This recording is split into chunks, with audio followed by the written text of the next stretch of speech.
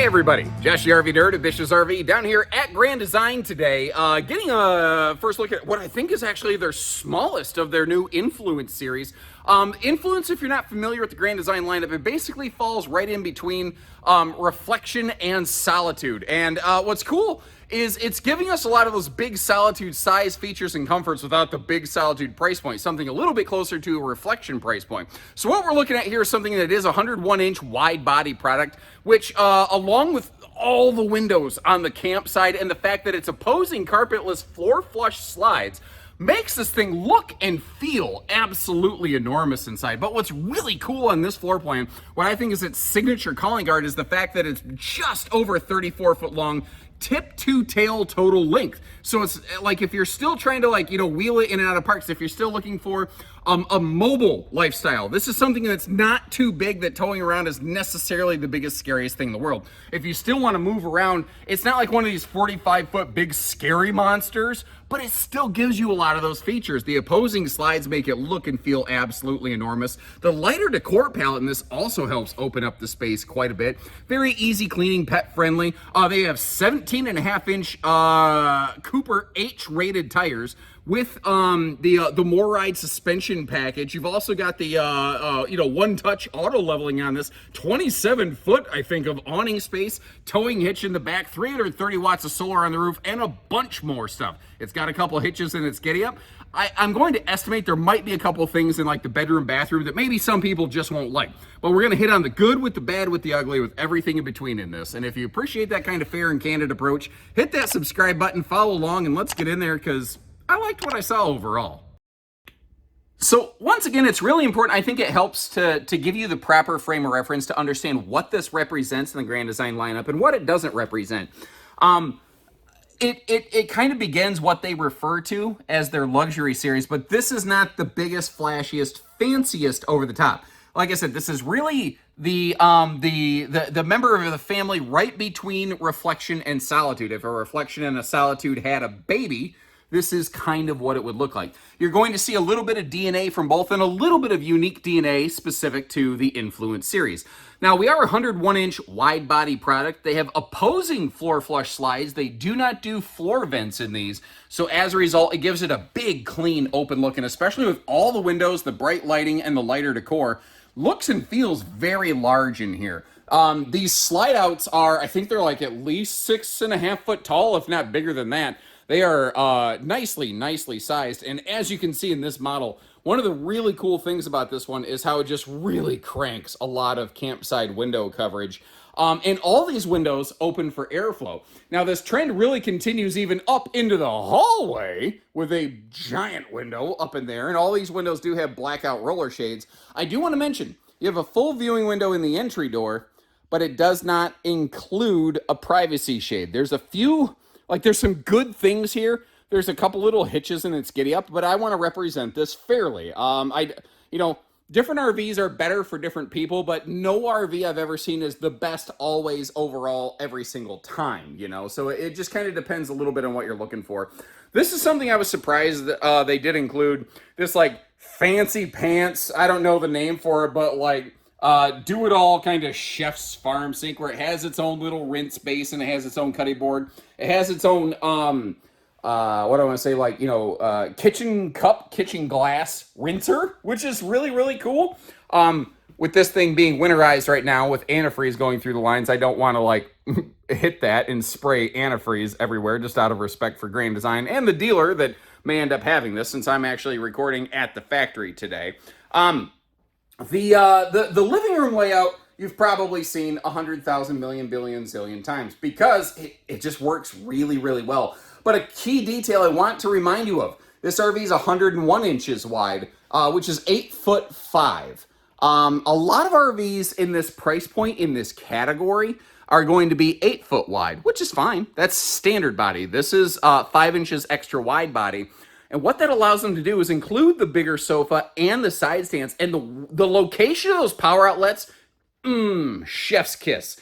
To me, that is perfect. That's exactly, in my personal nerdy opinion, where those outlets should go, because now they're right up by the side stands. They're right where the person is sitting, so you get the most use out of a charging cable. if they are, a lot of brands will put them down by the floor where that CO detector is over on the right, and you can't really use your device if it's plugged in there, you know. And even the windows around the sofa, everything there opens for airflow. I love that they didn't waste the opportunity for storage above the sofa. And all the storage stuff that we're looking at here, I'll get all that open in just a minute. First of all, I want to plop down and take a seat over here at the theater love seat, because you may have noticed how this is a more cuddle compliant sofa. It does not have a fixed armrest in between it. So if you really want to snuggle up, still maybe you're still a little bit in that Netflix and chill phase. You're not in the Amazon Prime and commitment phase of your relationship. This is a sofa that you might enjoy. I don't know. You're also straight across from a TCL Roku Smart TV. Again, though, if I'm going to be fair, if I'm going to be nitpicky, maybe a couple missed opportunities. There is not storage behind that pivoting TV. It is actually kind of a dead wasted pocket. Nor is there storage behind the fireplace. Technically, there is dead air behind those. I don't know. How do you feel about that? Understanding, like I could sit here and say, would you like this added? Would you like that added? And the default answer is going to be, well, yeah, of course I want those things. But remember, at the end of the day, everything that you add to the RV starts costing money, starts costing dollars. So the question becomes, is the juice worth the squeeze? Now, what makes it difficult is I don't exactly have the dollars and cents answers here for you all the time. So, you know, it's a little bit tricky.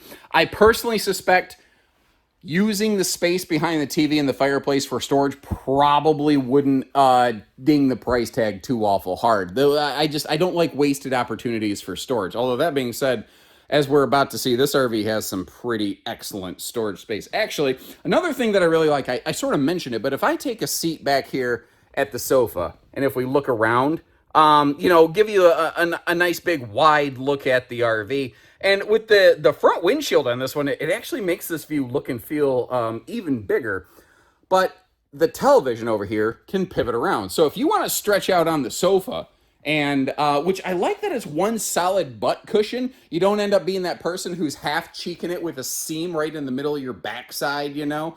I like what they did with the sofa, basically. But that TV can pivot around so that, you know, if you're entertaining friends, or if one of you wants to be on the love seat, one of you wants to be on the sofa stretching out, you can do that too, you know. You can kind of do whatever works for you on this one.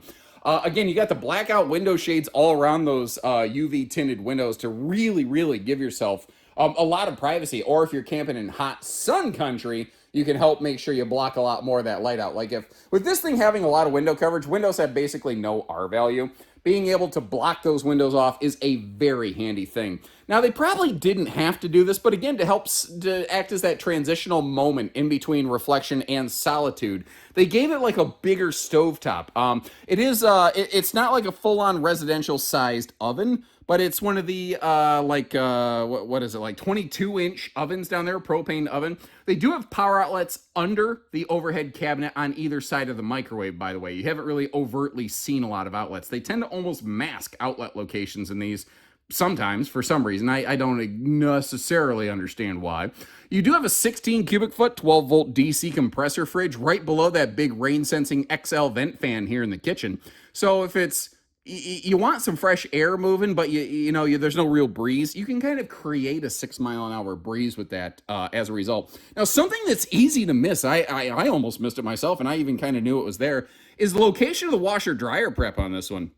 Because it doesn't have a full closet across the nose of the RV, which is where a lot of brands would put their washer dryer hookups, they put it under that oversized coffee bar. So you either have good storage right over there, or you can throw a combo washer dryer in that. Now, what that means is that this specific model isn't stackable washer dryer capable, which is okay, because they make other things that do that. I don't know that every single model always has to do every single thing.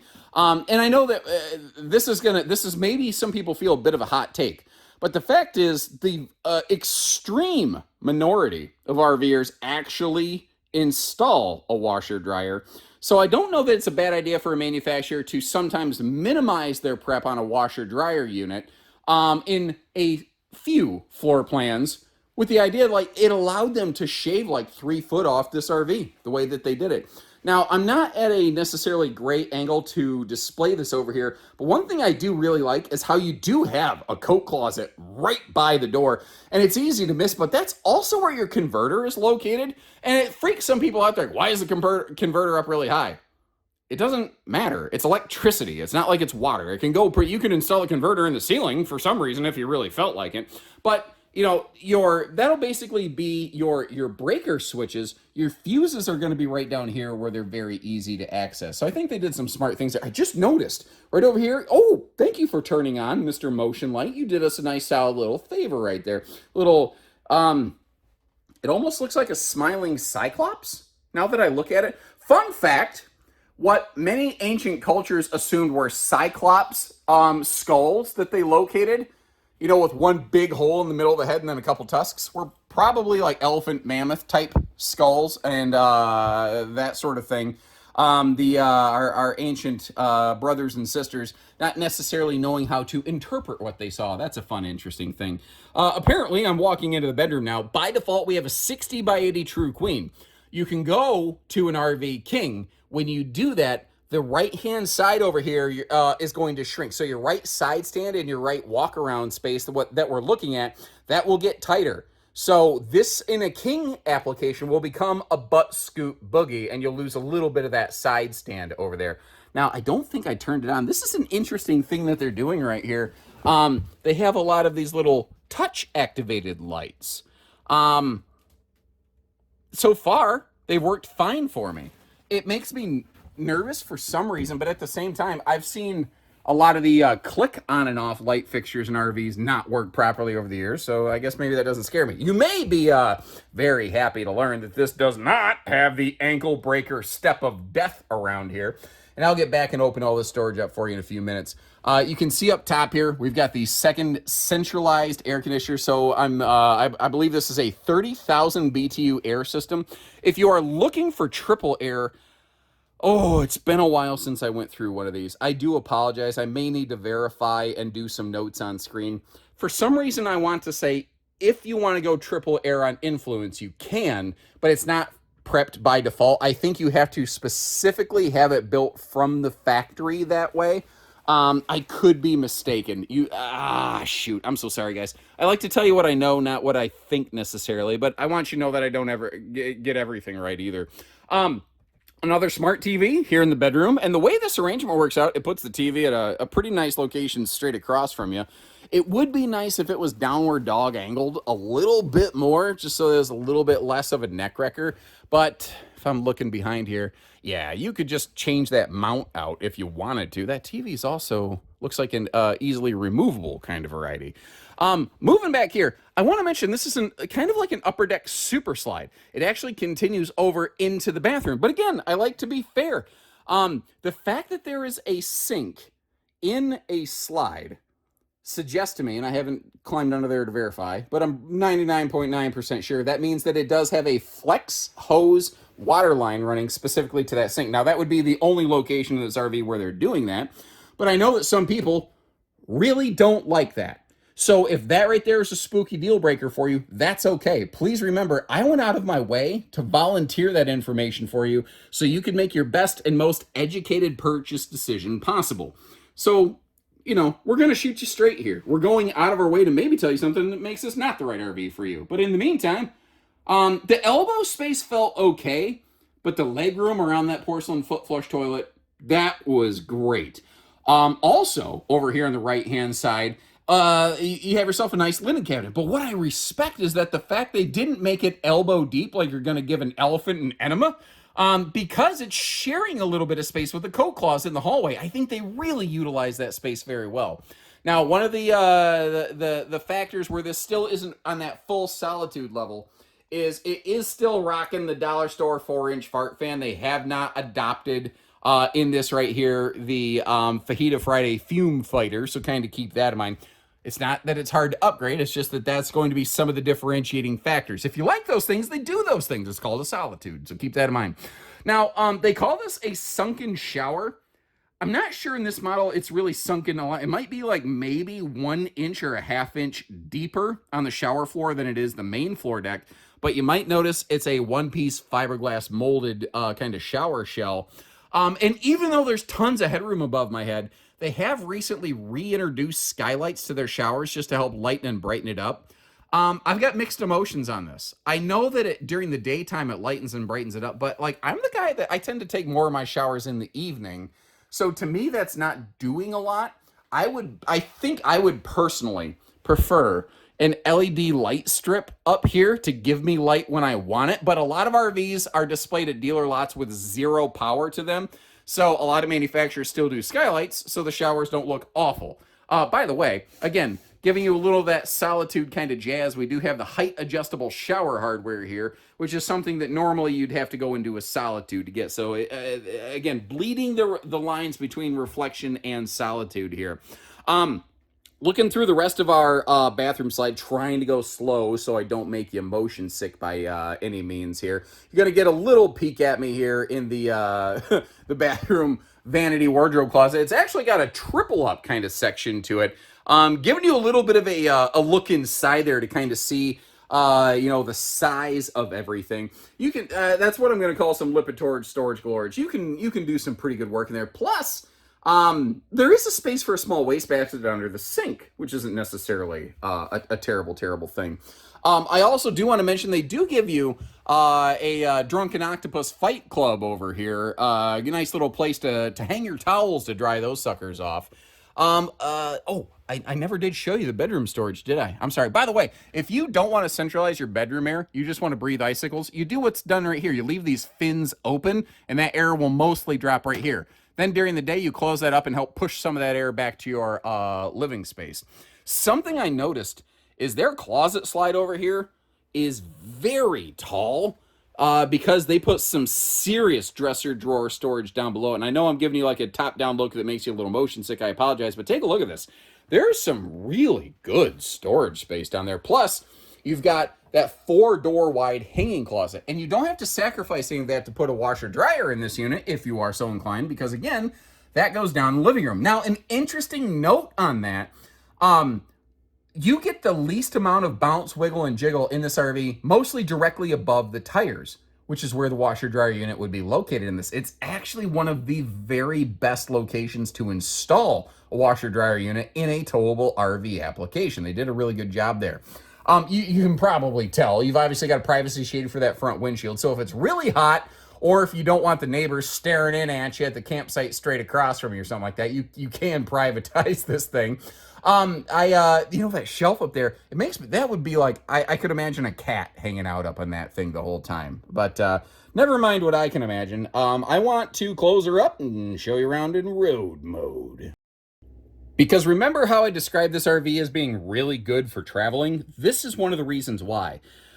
Most manufacturers don't actually test for a person occupying a slide out when it's retracted, which means most east-west bed slide models, which is a lot of fifth wheels in this size, you can't necessarily use the bed in transit, at least not doing it and still be covered under the manufacturer's warranty. Well, you don't have to worry about that on this one, because when the slide is closed, you can still use the bed. You can use the full bathroom, shower and everything, even when that slide's fully closed.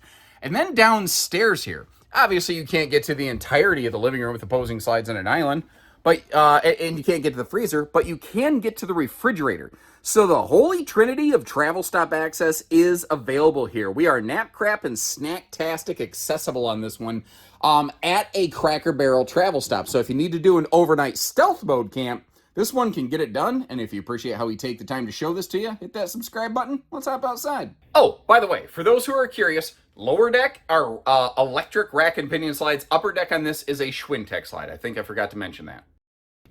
Now for towing and going, if we take another look at the weights and the measures on the screen here, something I want to reiterate is that the time that I'm recording this, I'm getting such early access, they haven't even fully scaled one of these out. So like the hitch weight, the empty weight, the cargo weight, I don't know those standing here right now, so I can only estimate. So if the things that I'm about to say don't jive with what's on screen, that's what's going on. I'm going to estimate that we are probably going to be, I think single rear wheel 1 ton would probably be a solid fit on something like this. Maybe 3/4 ton, really heavy duty, but again, I don't have hard weights and measures to go by. You saw the little motion lighting activating over here, which is something I really like. You can turn the motion factor off. Like if you're sitting out here at night, you don't want to get blinded by the light because you had yourself a couple barley pops. Well, you can do that too. So you don't got to get revved up like a deuce another runner in the night. If you notice, we're satellite prepped. So depending on what you want to do there, you're all good to go. Now, if I back up here a little bit, you can't really see, but that angle wall over there is actually, you can kind of see the hinges. That's an access point to some of your like plumbing and wire, some service stuff, basically. Over here on the right-hand side, you see the box sticking out of the sidewall. That's actually your TPMS. This has factory standard TPMS, not just prep. So if you're going down the road and you run into a low tire pressure issue, you know in real time before you have a blowout. You can also see that this is a forced air heated underbelly, which, you know, when this cavity is heated, it helps maintain a warm, comfy floor in your bedroom and bathroom in case you got to use the bathroom at night. And sliding over to the other side, we see our enclosed docking station. And I like how they made these doors swing open. But what I haven't really seen is any sort of holdback, but also for good reason. I want to give you a little intelligent point of caution here. If you're running your furnace and or water heater, you absolutely do not want to leave that baggage door open because, you know, hot exhaust next to petroleum-based product, plastic and fiberglass and all that stuff kind of door, not a good combination of things. What is nice, though, this is a single-headed sewer monster. It is a single point, you know, dump situation. And if you do take a look back at the weights and measures, they have some outstanding holding tank capacities on these. The underbelly is enclosed. It is forced air heated. They do run a radiant barrier through that belly, up the nose, and across the roof.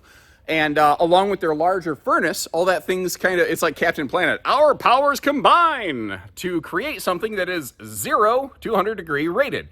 I despise the phrase 4 seasons. So that's about as, quote, 4 seasons as I think you can really get on anything. So keep that in mind.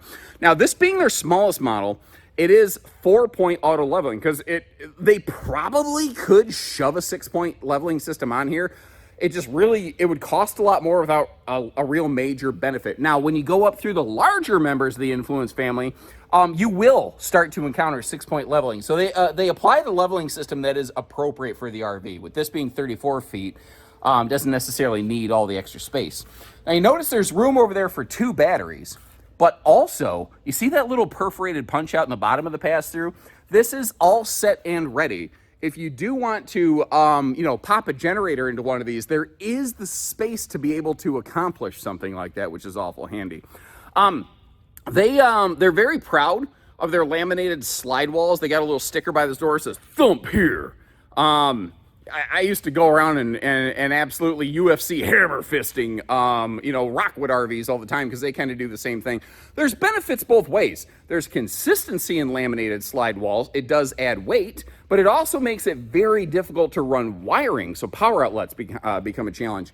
Now, I want to mention one thing real quick here. They've always had like a little dog leash latch, but when they switched to the new safety rail handle, the dog leash latch got moved into what I'm just going to politely say is I respectfully feel is a bad position. They're probably going to move that. I showed that to the product manager just now. He goes, "Oh, yeah, no, that's not great." So that's probably going to move. So as I back up here, something I mentioned when the video began, I think we have 27 foot of total awning space on a 34-foot tip-to-tail kind of RV. So you have 16 feet on the front awning. You have 11 feet on the back. Being fair, though, because I like to be reasonable in my videos, when you have an awning arm right next to a door like this, right next to a slide, if it's raining, you're gonna get a little wet coming in and out. It's gonna happen, so kind of keep that in mind. Down here, they put some nice sneakers and running gear on this, because like I said, if what you're looking for is a nice RV, but one that's not like massive, that's where this one comes in, but it's still really well equipped for towing and going. We have 17.5-inch Cooper H-rated tires. We have the Moride shock dampening system there. We already talked about factory standard TPMS, but something that they've changed. They're still doing ABS, but they're now doing ABS and anti-sway integration. They've changed these over to the Dexter Tow Assist system. that it's a very good system. And the thing is, it works, and you don't even realize it, because it basically, if you have to hit the brakes in a panic brake scenario, or if you're getting hit by a wicked crosswind or something like that, the RV will basically do everything it can to stay straight and narrow right behind your truck, so that you don't have to make any crazy evasive maneuvers, and it just does it without you even having to think about it, which is really, really nice. All the windows on these open for like maximum airflow, which is really, really nice. On the back here, we have our 300-pound towing and or accessory hitch situation. The only real difference here, when you hear a 300-pound accessory hitch or a 3,000-pound towing hitch, I think I phrased that incorrectly. So this is a 3,000-pound towing hitch with a 300-pound vertical tongue limit. The only difference right there is just that this has the seven-way, the four-way wiring harness, and then the safety chain hooks. So if you want to hook a little trailer up behind this, you could. Now, the ladder there, factory standard, I believe 250-pound rated. And you know what? Let's go take a walk on the wild side. I'm actually glad I got up here, because it gave me a chance as I walked up the ladder to double check that sticker. It's 300-pound rated, not 250. Manufacturers are only required to rate their ladders for 250 pounds. So they are exceeding minimum safety ratings here. Probably because people like to strap crap to the ladder. I don't recommend that, by the way. That's part of the reason that hitch is back there. I know some people are like, well, what am I supposed to do with my blue tote tank or my bikes? I really don't recommend strapping cargo to your ladder all the way on the back of the RV, where it bounces and G-forces the living crap out of that thing and stresses everything. It's actually a really good way to create a leak in your RV. They are not supposed to have cargo on them. But regardless, this is rated for 300 pounds. Now, obviously, fully walkable up here. One thing I want to point out, you've got 330 watts of factory standard solar. You can get their, I don't remember their name for their solar package. Every manufacturer's like, Super Max Solar Sunshine plus 2,000 or something. I don't know. But their solar package is a second 330 watt panel and a 2,000 watt inverter. If you want to go beyond that, that's the kind of DIY stuff that like we could do for you at our stores, but they can go up to like 660 watts of solar with 2,000 watts of inversion from the factory. Ooh, man, for someone who was borderline a math major, 330 plus 330 came way too hard this morning. I'm gonna go hit some caffeine. Now, overall, obviously this floor plan isn't like the most original thing out there, but I think it was smartly executed for what they were going for. So I'm gonna leave you some links in the video description where you can see other similar models. Let me know which one you would probably go with and why. And of course, links for pricing and availability. Now, keep in mind, with Grand Design, they have specific policies where we are not able to display discounted sale pricing on our website. We're only allowed to display MSRP, but we don't sell for MSRP on these. So if you want more than just an MSRP idea, if you're like, what is the real dollars on this? Remember, we don't do hidden fees, but if you contact our team, we can get that for you. We just can't publish it on our website. It would be a lot easier if we could, and if you check out the rest of our inventory, you see that we tend to do that. We just can't in this case. Apologies for that. But when you're ready, we're ready. And until next time, take care, stay safe, have fun, and happy camping, everyone.